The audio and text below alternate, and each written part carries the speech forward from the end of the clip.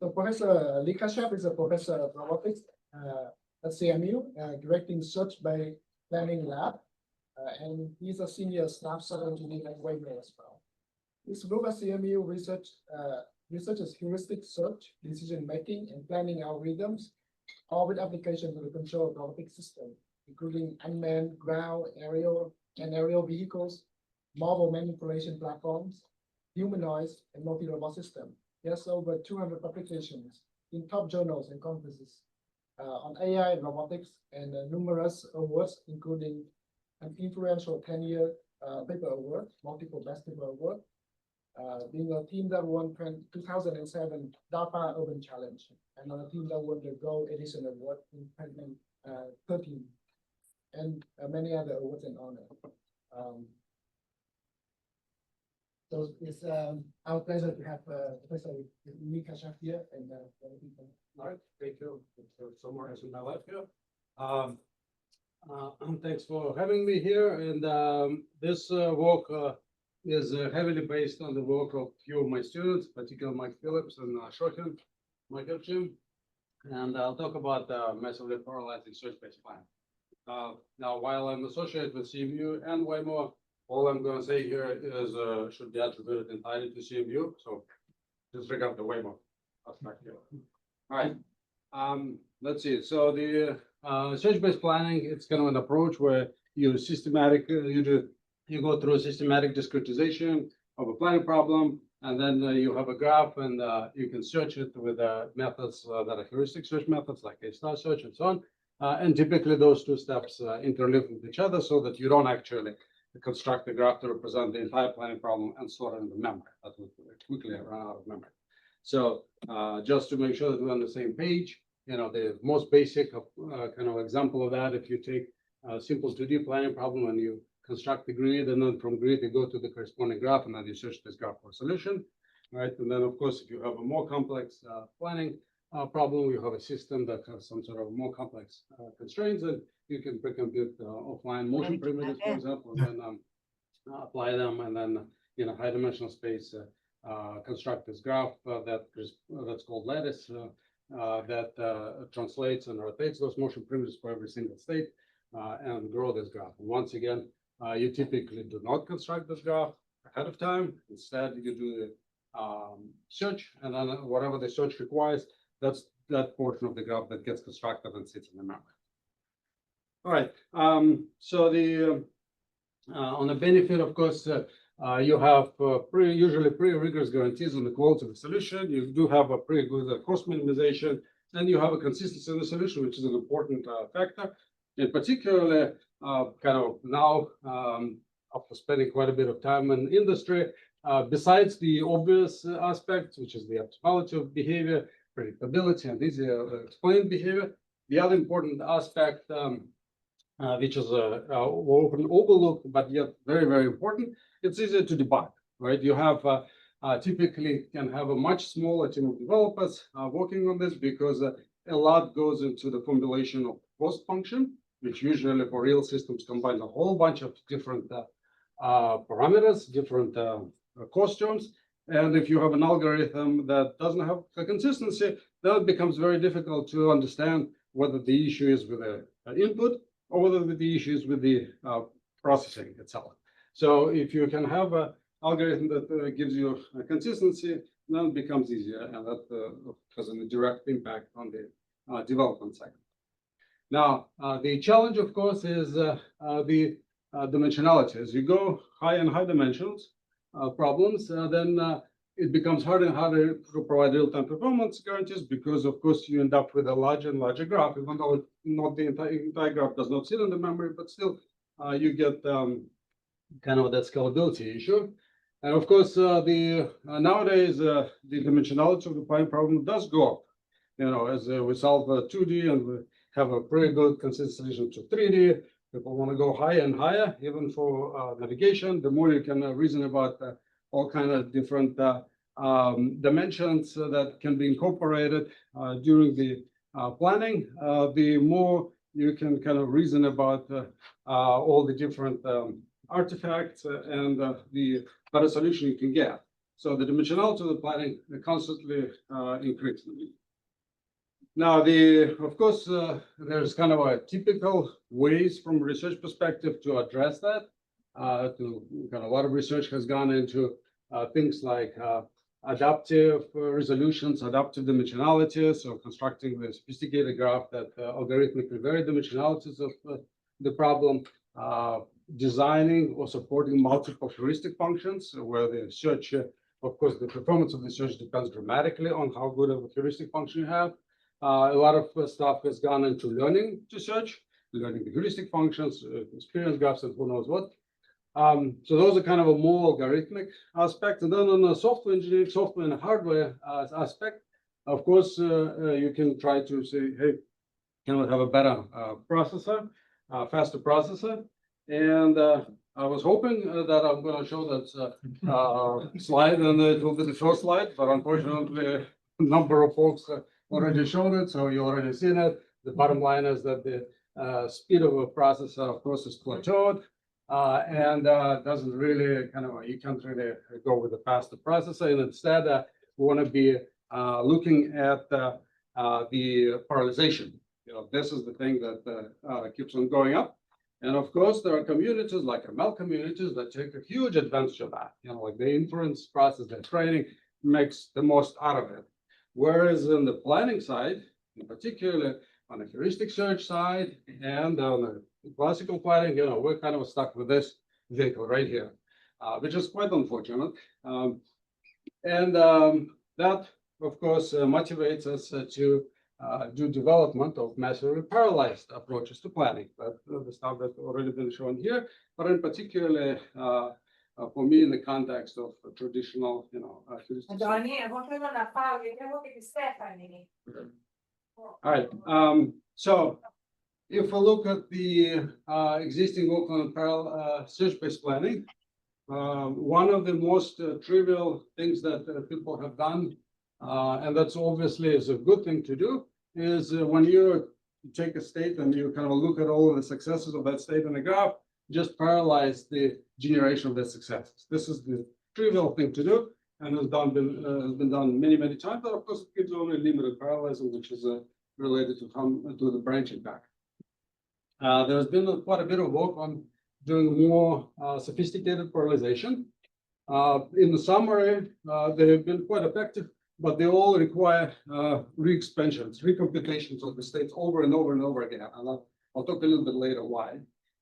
So that's been a pretty substantial bottleneck in there. So the algorithm that I will talk about is parallel A star with slow expansion space that avoids this and does the parallelization of the state expansions without requiring re-expansions. And then I will also talk about the more recent version of that, which is we call EPACE. E stands for edge, that expands the independent edges in parallel, and I'll talk about that too. So what's the idea here behind the PACE? So the in A star, by the way, how many people here know A star, heuristic search A star? Oh, good. So in A star, you have all the time you're maintaining that what's called open list, which is a set of states that are selected for expansions, so for computing them. And typically you do expansions one by one. It's a very sequential process because if you expand that state, only then you can guarantee that the next state to select for expansion is a good one and you have an optimal path to it. The idea here is within that open list, we want to identify independent states. So the state where you expand that state is not going to affect the other state. And if you are able to do that, then immediately you will have no requirement that you need to re-expand states, recompute states, because they're independent of each other. So if you have a simple, very simple graph like that, where here's S0 is the start state, and you have two states, this state and that state, that are sitting in the open list, you have a G-value, which is also referred to as the cost to come. G-value here associates, so the shortest path to get from here to here has a cost of 2, and the shortest path to get from the start state to that state S3 has a cost of 4, so the G value is 4, right? Those two states, they're sitting in the open list, but you cannot be sure that they're independent of each other, right? Why? Because if you were to expand them in parallel, it may later turn out that as you expand that state, there is an edge that goes from here to here, and that has a cost of 1, and of course that gives you a shortest path, which means that that state that you have expanded, actually it was premature expansion, and you will need to re-expand it later again to kind of set the new cost, the new optimal cost that you found. So that is the kind of this artifact where you typically will have re-expansions. However, we don't want to have that because those re-expansions typically can grow combinatorially. So as you have a larger and larger graph, there will be a combinatorial number of those re-expansions.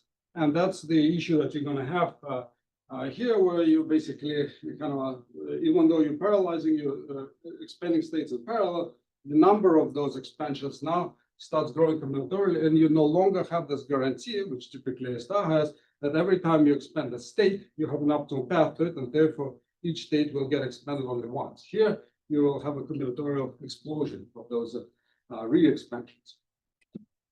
So now, of course, if the path from here to that state was 4, then like the shortest path from here to here was 4, then those states are clearly independent of each other, all right? Because the cost of the shortest path going via state S1 is 6, whereas we already found the shortest path to that state is 3, which is 4, and therefore that path is worse.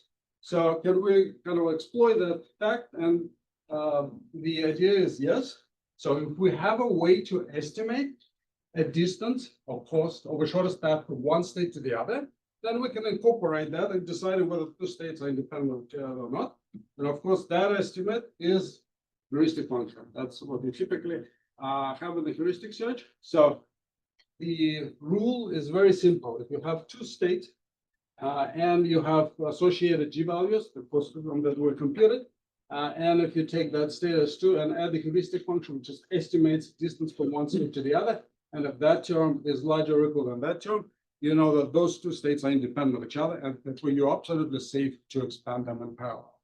So it's a very simple kind of a rule, but that enables us to now suddenly take the open list and parallelize states, in particular parallelize the states that all satisfy that particular plot.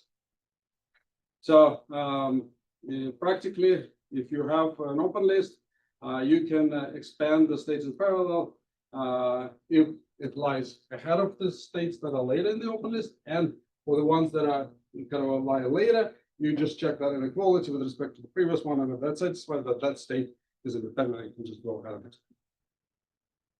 All right, so that gives us what we want, which is good.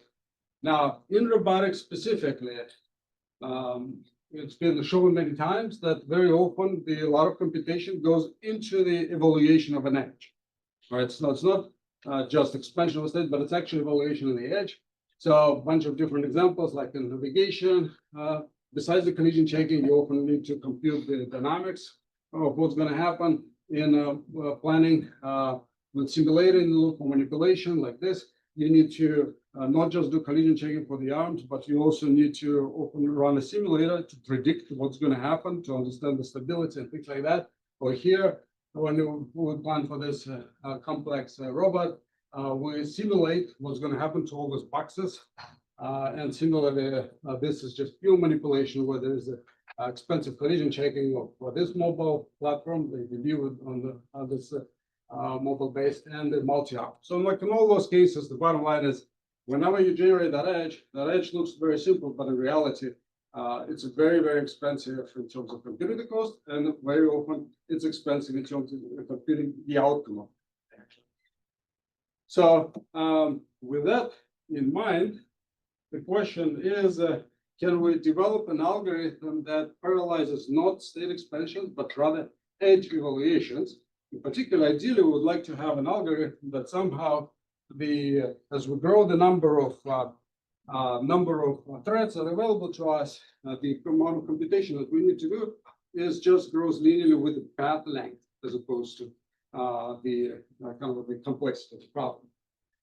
So, and of course, obviously, if you take the graph in particular, high-dimensional systems, just evaluating all the edges in parallel doesn't really scale here. So what do? The idea is also pretty simple. So the pace algorithm that I just explained, that expands state. So that's not a good thing because it doesn't really worry about these edge evaluations as opposed to just expanding the state. And what we want to do is transition to edge evaluations and thinking about parallelizing the edge evaluations and not worry about this kind of a state expansions themselves.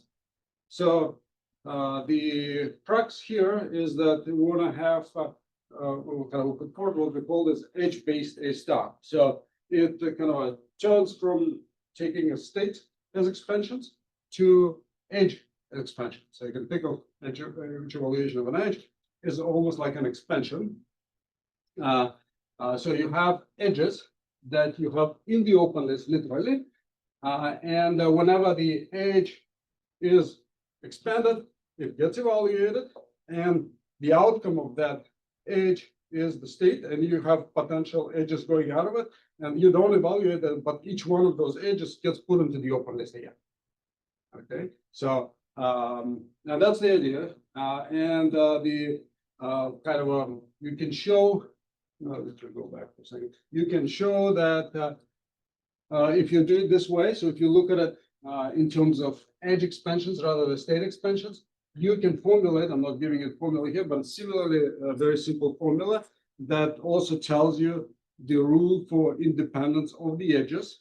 So you can in the exact same way as before, you can go through the open list and identify which edges are independent of each other and then process them in parallel. Okay.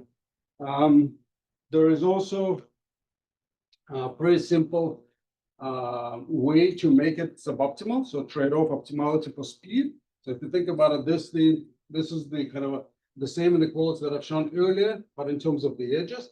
Now you can put in the inflation factor here, and as you make that inflation factor larger than 1, you are now allowing this suboptimal independence. And you will have states or edges in the queue that you select, and you expand them in parallel.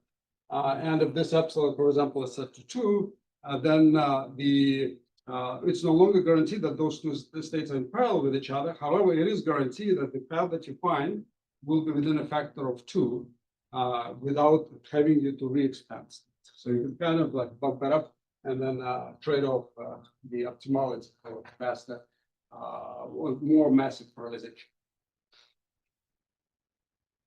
And then you can obviously go from that to any time where you can kind of decrease this as the number of iterations goes down and the conversion optimization. So kind of experimentally, this shows on the several domains, but like this one is for 3D navigation, X, Y, and theta, but with the full body collision checking. The kind of goes pretty good speed ups. So I think it's like up until 17, factor of 17 speed ups compared to if you just do search single threaded. As you go with the number of threads going higher. Now I must have kind of a note that there is like I was hoping that you're going to have just a linear speed up as the number of threads goes up, but no, that's not the case. There is a thread management issue. At some point, you can start hitting that, and that is a bottleneck indeed. So for manipulation with a simulator in the loop, you get also pretty good speed ups. So I think it's a factor of 11 or so. And then if you do apply it for like a simple 2D grid work with expensive two-value edges, you get a pretty good 40x reduction. But of course, that's for me personally, it's the least interesting.